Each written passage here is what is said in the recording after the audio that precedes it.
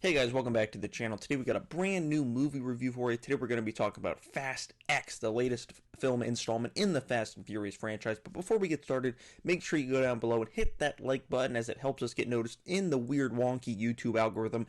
And subscribe to the channel if you're a fan of Fast and Furious, if you're a fan of movies, if you're a fan of TV, if you're just a fan of pop culture in general. Hit that subscribe button as we got plenty of videos coming in the next few weeks and some big announcements coming in the next few weeks about what's to come here on the channel. So make sure you hit that subscribe button so you don't miss out on any of the fun. Now, let's talk about Fast X. This film kind of had a troubled production schedule. You know, James Wan directed Fast 7. Justin Lin, who was pretty much the most, notorious director for Fast and Furious, was supposed to come back for this one as well after doing Fast 9 and several of the best installments in the franchise, but he bowed out due to a disagreement with Vin Diesel, apparently, and Louis Leterrier. I probably just butchered the hell out of your name pronunciation, man, and I'm sorry, but he came in to pick up the reins, and people were a little nervous, but I was pumped, man. He directed The Incredible Hulk, which is a very underrated MCU movie, in my opinion. He directed Transporter 1 and 2 with Statham, which those are kind of like Fast and Furious movies a little bit, so I was very excited. I was confident in his skills, and then, of course, other newcomers to the franchise are Brie Larson playing Tess, the daughter of Mr. Nobody, Alan Ritchson playing a agency officer that I can't quite remember the name of, and the actress that played Ratcatcher in the Suicide Squad, she also joins in on the fun.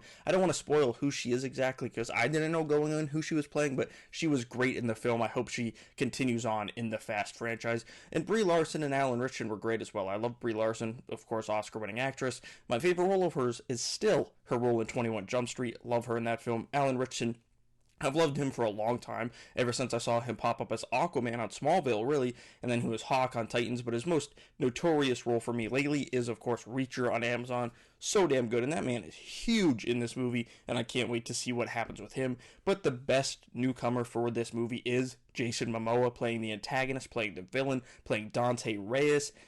Oh my god, man, he's so good in this movie. He steals the entire movie. He's the best performance. He's the best villain this franchise has ever had. The Shaw brothers were good too, but they kind of came around. They're kind of pseudo parts of the family at this point, but Jason Momoa is fantastic. Like, if you ever wanted to see Jason Momoa play the Joker for some reason, this is that performance. He is so damn good in this film. He's so wacky, so over the top, and it fits perfectly with the tone of the Fast and Furious franchise.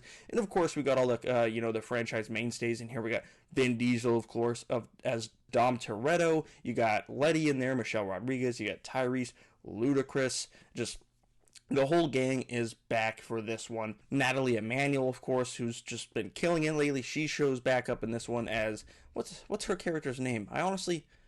Is it like Ramirez or something like that? I don't know. I don't know what her character's name is. I just think of her as Natalie Emanuel, just like I don't think of Tyrese as Roman. I think of him as Tyrese Gibson. Ludacris as Ludacris, not Tej in my brain. And you do get some more Jordana Brewster in this one as Mia, of course, in a more subdued, smaller role, just like she has been in the last few since Paul Walker passed, because he's still alive in canon, so she has to go be with him at times throughout the movie. And returning for this one is John Cena, who was introduced in Fast 9. Sung Kang comes back as Han, and Charlize Theron comes back as Cypher. There's just so many characters in these films now. It's one big family. And just, I really enjoyed this film. I have not liked the last few. Like, Fate of the Furious was fine, but it was kind of stupid that Vin was a villain. F9, I think, is probably one of, if not the worst film in the franchise. I thought it was just bland, boring, and still a little too over the top. But this one's just perfect Fast and Furious. Like, if you love Fast and Furious, you'll love this. It felt like 5, 6, and 7, which is the peak of the franchise, in my opinion. And Jason Statham, again, he comes back for this one as well in a very small role, but he is in the film. I thought the action was great. I thought the villain was great, as I said. The big ball scene you see in all the trailers really reminded me of, like, Raiders of the Lost Ark, but with, souped up muscle cars instead of Harrison Ford running from a big ball chasing him around. And just this, as stupid as this sounds, this film is kind of like the Fast and Furious' Infinity War. Like, it's huge, it's epic, and it leaves you wanting more and wondering how we're going to wrap this up, with apparently the next one being the last one, or is it? Because Vin Diesel said they might do one more after that. I personally, I don't see this franchise ever ending. I could see like Brian Jr. taking over the franchise from Dom. It'll go away for like 5 or 10 years. It'll come back and it'll be called like Fast Family or something like that, with like 70-year-old Vin Diesel in a wheelchair playing the elderly badass role, something like that.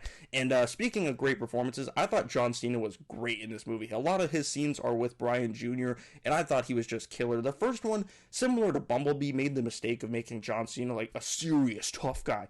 That's not who John Cena is. He can't play serious tough guy. He's not good at it. He's fun tough guy, like cool, funny tough guy, and they let him do that in this film, and he crushed it. He was one of the best parts of the movie, and I loved his relationship with Brian Jr. Just the whole film, I really enjoyed. I thought certain cameos were great, certain callbacks. Like, you can tell we are wrapping up at least a chapter of this franchise, because there's callbacks to several things. There's some emotional callbacks to Paul Walker's character. There's just so much cool stuff. There's characters that show up that we haven't seen for decades in this franchise at this point. Like, it's so crazy. There's a big surprise at the end. It ends in a crazy way, and I can't wait to hear what your thoughts are on Fast and the Furious 10. Fast X, Fast 10 your seatbelts, whatever you want to call it. Let me know what you thought of it down in the comments below. I give Fast X a 7.5 out of 10.